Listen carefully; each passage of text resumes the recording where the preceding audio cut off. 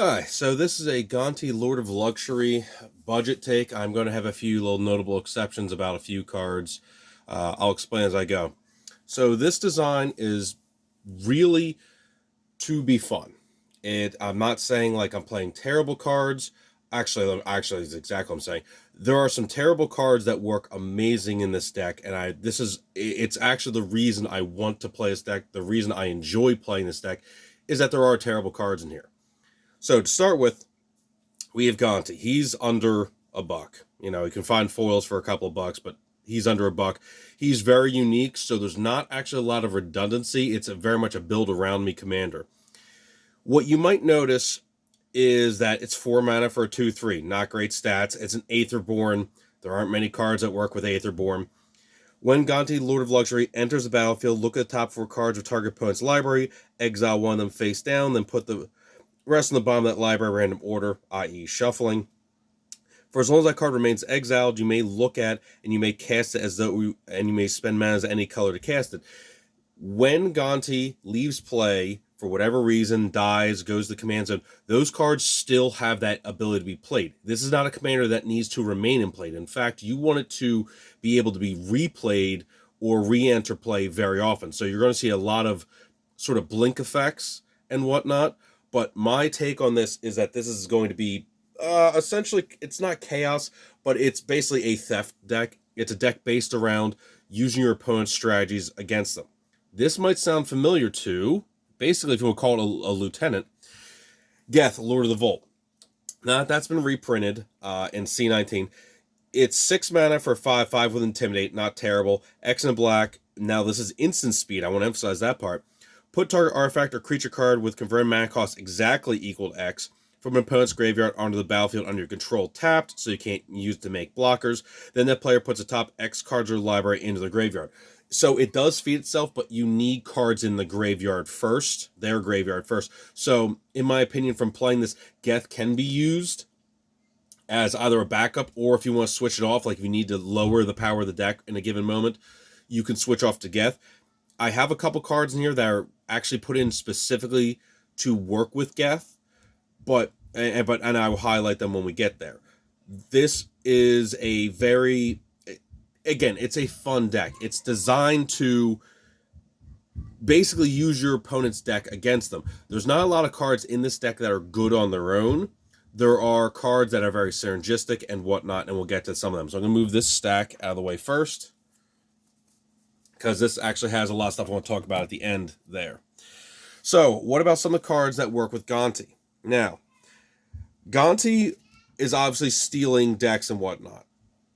So Gonti rather, has the ability to use one of probably the arguably one of the worst cards ever designed. But it's from Alliances. So you see it's an instant, 1 black, put up to 3 target cards from an opponent's graveyard on top of their library. Obviously, if I then follow that up with Geth, or I do it with Geth on the stack, I actually get to take a card from their graveyard, exile it. So if I just want to keep something away from them, I can. But I can also get their card and replay it. Sorceries, instants, enchantments, creatures. You actually get to play a terrible card. I had to seek this out because obviously no one has a copy on them as they're a normal person, and you get to play that. That is just, I don't know how else to say that. It's phenomenally awesome. Sort of that same vein of stealing stuff, you have Chaos Wand. This one comes up more often not in like Duretti builds. So you have it's 3 to drop, 4 to activate. That's already very expensive for 1 turn. Target opponent exiles from the top of the library until they exile an instant or sorcery. You may then cast it without paying its mana cost. Then put the exile cards that weren't cast this way on the bottom. So obviously, if you do cast the card from exile, it'll go into their graveyard. But you get to do some really cool stuff there. Now, obviously, it is random, but if you this is awesome for countering stuff like Mystical Tutor. If you know they're stacking their top of their deck, if they're a spell-based deck, you can definitely get to them. Any of those blue-red decks that like to really play with wheel effects and everything else, you can get to some of their spells first, and that's always pretty awesome. Now, I'll be showing a couple of cards that are a little more synergistic and whatnot. one of the big things is that you want to constantly be getting Gonti back into play. One of those ones, I'll show it with this. This is actually more. It's actually really good here because one, it's an instant, so you can bring a creature back from the graveyard to the battlefield, and basically it has this mannequin counter on it. When it becomes target spell ability, sacrifice it. You actually want Gonti dying or being bounced to hand more than anything else. So in that, you can actually attack in with him, even with Death Touch, and people really don't want to block. They don't want to trade because they don't want you constantly stealing their cards. In a 3-player game, I think I stole over 13 cards. And with Gonti alone. That's not even counting what I got with Geth. So that part's really cool. You have stuff like Mimic Vat. Now, I will put the caveat at the end of this. So obviously, it's when non-token creatures die, you can exile them, put them on the Mimic Vat, and then you can make copies. They get haste, they get exiled. That's fine. You have to make sure with Gonti, if you exile it, so it can't go to the command zone, you need to be able to kill another creature almost at instant speed, because if you can't get that little swap in there with the Mimic Vat,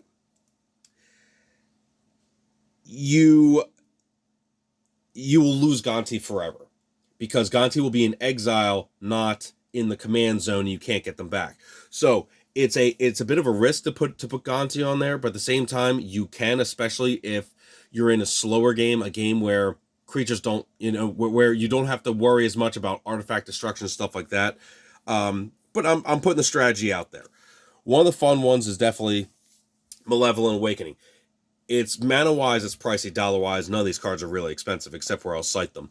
So 3 to drop, 3 to use, sacrifice a creature, return target creature from your graveyard to your hand, sacrifice Gonti, bring out a creature, sacrifice a creature, bring back Gonti. You'll keep juggling. Literally because of this card, this other one doesn't fit anywhere else. Great Merchant of Asphodel, Gary as it's often called.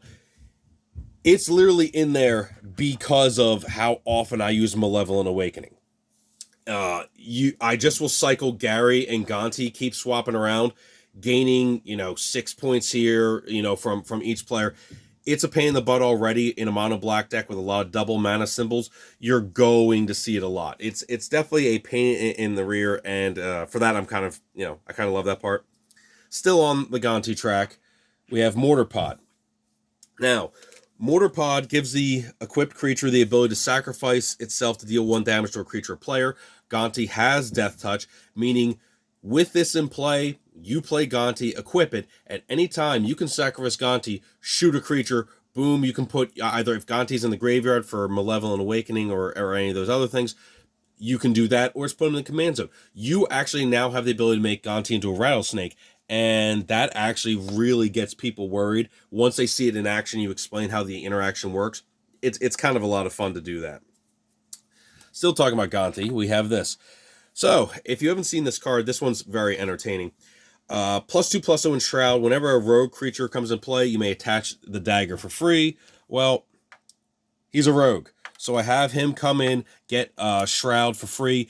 It's not Swiftfoot Boots. I do run Swiftfoot Boots. I'll just throw that right there. Boom, I run Swiftfoot Boots. Anyway, but the ability to get Shroud +2/+0 is threatening because it turns them into a 4/3 Death Toucher, meaning when you attack with them, they have to probably start putting creatures in there, or they're going to start losing the command damage. So that's definitely something. Infernal Offering. 5 mana sorcery. Choose an opponent. You and that opponent each sacrifice a creature. Each player draws 2 cards. You're probably going to sacrifice Gonti half the time. Choose an opponent. Does not have to be the same opponent. Return a creature card from your graveyard. Then that player returns a creature. This can hit Gonti. So, if you have him, sacrifice him to part 1, you can bring him back in part 2, because it does not target. So you're going to resolve, he'll be in the graveyard, bring him back. So you basically pay 5 mana, draw 2 cards, and you get Gonti to fire off again. And if you can separate this between 2 opponents, it's glorious. It's absolutely glorious. You can start doing political favors and stuff like that. So as you can see, again, this is a deck that's... It's not about being a jerk, but it's definitely about getting some fun value. We get to run some other awesome, terrible cards. So, Kaya's Ghost Form. Goes on a creature or planeswalker. When it dies or is put into exile, this is the only card I'm aware of that actually can deal with exile. Return to your battlefield under control. Okay. You're going to see a lot of these. This is the deck that uses these sorts of things the most. Here's an instant speed one. When it dies, return to battlefield tapped. You're going to get the trigger. Here is another one. When it dies, return to the battlefield tapped. Obviously, it just costs one less. We have Voyager Staff, artifact version, so you can Rattlesnake sit there, ready to exile Gonti and get that going. Skull Collector. There aren't many decks that want to use Skull Collector. Obviously, Gonti definitely does because you want to keep returning him to his hand. That's perfectly fine and fun. Some other ones to ensure Gonti dies, draw 2 cards off him, or obviously off of any of the creatures bring back with Geth. You can just sack them, sack artifacts, because Geth can bring back artifacts. Here's a slower one, but it draws more cards. Paying 3 mana and drawing 4 cards off Gonti, not the worst. Do I have any others? I'm not seeing any others that work specifically with that. I'll bring up a couple other fun cards. So this one here, now I'm going to tell you outright, this card is basically, it's terrible. I like some terrible cards, so I've prefaced that. 4 to drop, 2 to use, exile top card of your library. You can play that card. What I use this for is pseudo ramp. I use it, hopefully, to actually exile the top card being a land. Playing a land, because as you can imagine, replaying Gonti, I think at one point, I got Gonti almost costing 20 at one point, because you want to keep replaying it. And then obviously once you actually get it to, being free, that's great. So the first couple times, you have to debate whether you're doing it just to put counters on, or if you have the mana floating on your turn, 2 mana, you don't want to do anything, exile top card. If it's a land, play it. Boom, that works. Now the big one here with Gonti is, so this says you may play it. Gonti, if you look, where are we? It says cast right here, cast. This isn't semantics.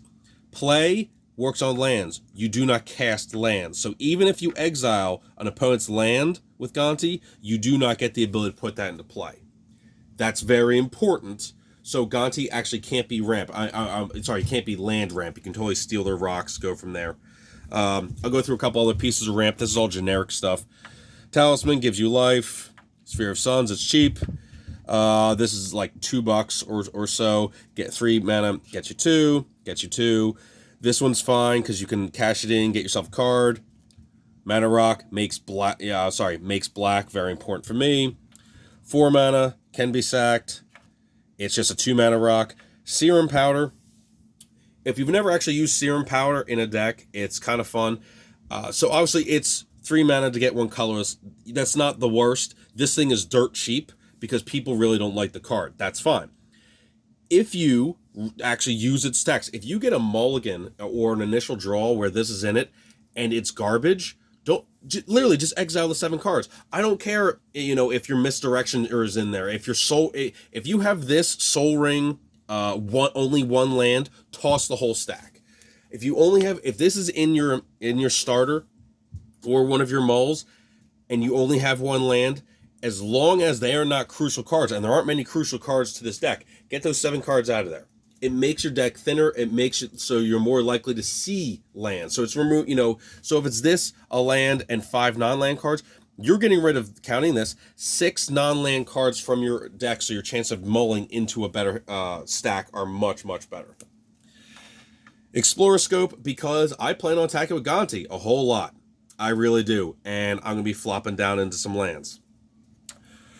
Burnished Heart, it goes off, it gets you 2 lands. There's a couple cards that can recycle it between Anguished Memories or whatever that card is. I'm going to keep mispronouncing that card because there is an Malevolent Awakening. There we go. For reuse with that card. Let me get these out of the way. Azure Gateway. So you're seeing a couple of flip cards here. I'll flip that one over in a second. The great part about this deck, you really don't care about the contents of your deck all that much. You actually really just want to keep playing lands. So when I use this, very often, I don't exile a land. I will actually get this thing to transform. And when it transforms, we turn it here. Sanctum of the Sun. X mana of one color equal to your life total. Well, if you're using a ton of black mana, that means you can replay Gonti, juggle Gonti, do all that stuff. That's perfectly fine. There's a Swiftfoot Boots again. Girapur, play an additional land, which is what you want to be doing. If a player has no cards in hand, they draw 3 cards. That's fine. That's perfectly fine. The chances that it's going to help you more than them because of the way this deck is designed, this actually works very well here. I want to be playing extra lands. I want to be emptying out my hand. Fine. Another quote-unquote trashy card that's amazing here. So 4/4/4/4 Defender, that's terrible. 2 to have it fight with a creature you control. So it'll kill Gonti. Gonti's Death Touch will kill it. So the chances of this thing flipping are 100%. Unless they needle it somehow or whatever. And then you get something that makes 2 mana of any color. That's awesome. And you can make Golem tokens. So you can play the control game if you're really light on creatures. If you're playing up against an opponent who doesn't run a lot of creatures, put this out, make some tokens. Otherwise, it basically is a slow 4 mana mana rock. Let's look at a couple other random cards I have sitting around. Kill spell. You can exile a black card from hand, destroy all creatures that enter the battlefield this turn. Good for any of those swarm decks. Something like, let's say, Volduck, who makes a ton of tokens out of nowhere with haste. For, say, Craterhoof Behemoth. Blow that guy up so they can't bounce him, that sort of stuff. I'm going to keep going through just some random terrible cards and then going into why I love them. So that goes Scepter of Fugue. 2 black. It's basically disrupting Scepter for half the mana cost. Hitting an opponent's hand when you got nothing better to do, perfectly fine. The double black mana cost for Gary works great. Comes down cheap. You hitting people's hands, disrupting them, plays even better into Gonti, because Gonti is stripping away the options from the top of their deck. If you start stripping away the options from their hand, you can spread it out if you want. If you want to just keep hitting clearly the combo player at the table, this deck is very good at disruption, and this just plays right into it. Also, dirt cheap card. This one is fun. If you've never seen this card, it's kind of funny. So 4 mana, whenever a source you control deals damage to another player, you may put that many theft counters on night dealings.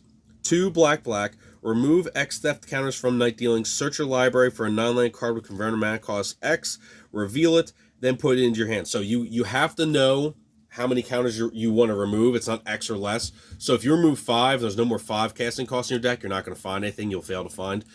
But I'm attacking with Gonti all the time, and if people don't want to block, that's fine. I attack with creatures I stole with Geth, and Geth has Intimidate, so he might be getting in too. I'm going to be constantly going for either for cheap cards, going for what I want. I'll show you a bunch of removal and stuff like that. The big ones for me are usually getting some of the artifacts, and I'll show you a few more of those in a moment.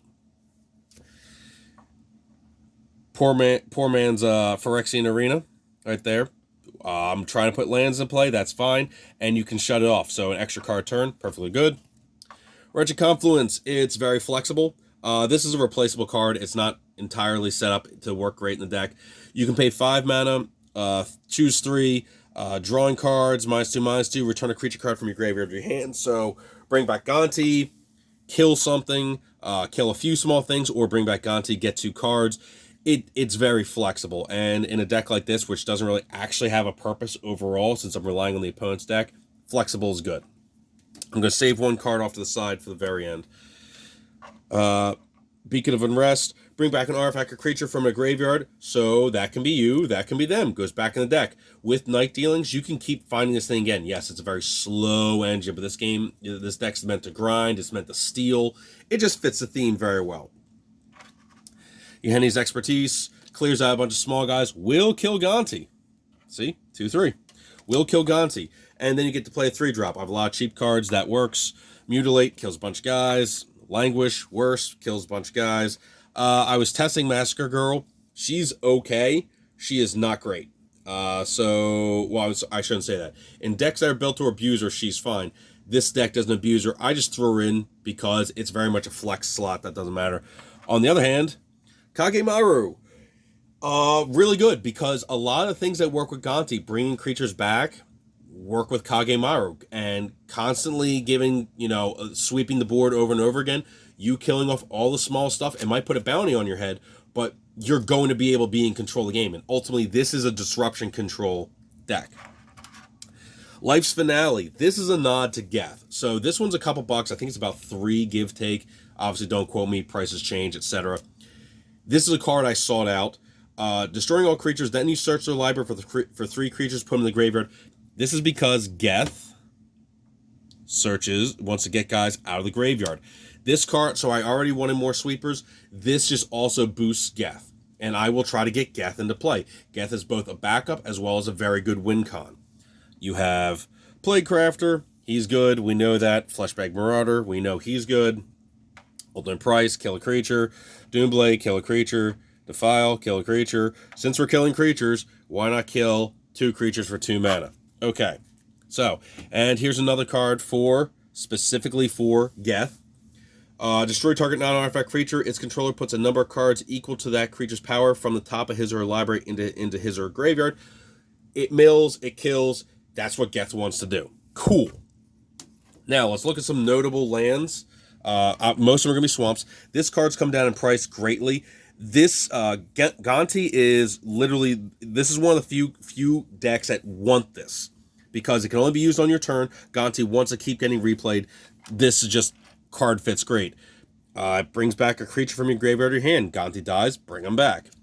Pseudo ramp, gets basics. I run a ton of basics.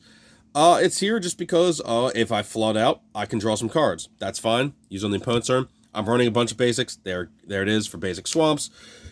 Run a bunch of swamps. Gets you Gonti back on top of your deck. That's fine. And then a ton of swamps. So if you're counting at home, I'm coming up a couple cards short. I'm going to tell you why. I run some proxies. Now, these proxies help the deck. This card is like over $1,000. That's why this thing's fake. Tap to sacrifice a creature and gain life. Okay, there are a few other ones. It's not. I want to say it's Mirror in the Moaning Well is one of them. There aren't many.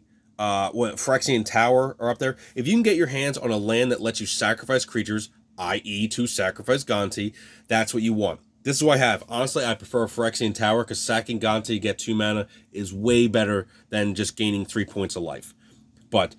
So I'll show you some ideas of what you can do after that. Helm of the Host. Obviously, getting more Gontis every turn is pretty good. Just getting them to trigger. Blade of... Actually, no, wait, that's a real one. Yeah. Anyway, that's a real one. Doesn't matter. Anyway, Blade of Selves. It makes more Gontis that will then die. You get the trigger off Gonti again. Okay. There's a Demonic Tutor. There's a Grim Tutor. They're actually mostly there for the games where I need to grab something like that or Mortar Pod. There's my Golem token. So what are the cards you can throw in instead of the expensive proxies? Well, we have...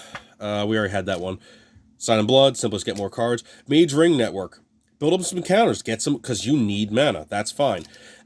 This is basically only a one-shot. But the ability to exile Gonti and then bring him back, you want to do that at the end of the turn, so the window for them nuking this land is much lower. Ransack the Lab. It's mostly just because it digs 3. So it's okay for 2 mana. There are actually more of these cheap auras that bring Gonti back to your hand or back into play. This one's playable. It's cuttable. It's not perfect. Here's another theft card. So if I had to make cuts, this is probably one of the ones I would put back in. It's very slow. That's the big problem. 4 mana, 3 mana activate only as a sorcery. That's a pain in the butt. But you can totally play that card. However, what this doesn't say is it doesn't let you filter mana. So it would have to be a black or an artifact card. So it's okay. This guy kind of has the same effect, but if he leaves play, it doesn't work, but it does have menace, so it can get in there. But, whatever. This is one of the new ones. It's cheap, brings it back with +1/+1 counter. This is actually very good. So for 4 mana, sack a creature, return a creature from your graveyard, and another. Big part here is it doesn't target. So you can sack Gonti to bring back Gonti. So mid-game, late game, actually, well, technically early, you can just sack it to bring back Gonti, getting 1 more trigger. That's good. Do that, throwing Gary or Geth. That's pretty good too. Cheap creature kill, doesn't need to be there. Hey, look, there it is again. It's cheap financially. 6 destroy all non-enchantment creatures. Just depends on your metagame. So, I'll put up, my 2 little pseudo commanders, my lieutenant, as it were. Just doesn't want to sit there, do they? They just don't like hanging out in the same room. But I know this video ran a little long. I'm sorry about that. I like this deck. Again, it's disruptive, it's control, it's meant to be fun. You notice there was no Cabal Coffers, there was no Urborg, no gas. Oh my god, the gas. Any of the ones that double mana. I'm not running any of those. My main way of ramping is actually get more lands into play. If I had more of them, I might recommend Journeyer's Kite, something like that, just to get more basics, just to get this deck rolling. This is a mana-hungry deck because you want Gonti dying and being replayed. Geth, same thing. You want to be able to activate them multiple times in a turn. The name of the game is Theft. That's all this deck is. It's disruptive. I don't think this is a deck that's going to put a bullseye right on your head. It kind of depends what you want to do, but the big things are, the better your opponent's deck is, the better this deck is. So against really bad decks, this deck's only okay. Against good decks, this deck's very threatening because you're stripping their options and you're able to put out those options out against them. So hopefully this gives you some ideas. From looking at the Theros Beyond Death, since that's the next set coming out in a few weeks after this recording, there aren't many cards I saw that work out well for this design. So there's not really a lot of updates that are going on. This is a deck that there aren't a lot of cards that actually update this. That, you know, there's stuff that kind of works with Geth. There's stuff that works with Gonti, but there's not a lot that's coming out that's going to improve this deck. So if you're looking for something that you don't have to keep updating, if you're looking for something kind of unique, if you don't have a mono black deck, if you don't have a theft deck, if you don't have a budget deck that you can play with your friends or loan out, that's my opinion of this deck. It's fun. Is it great? But it's a ton of fun.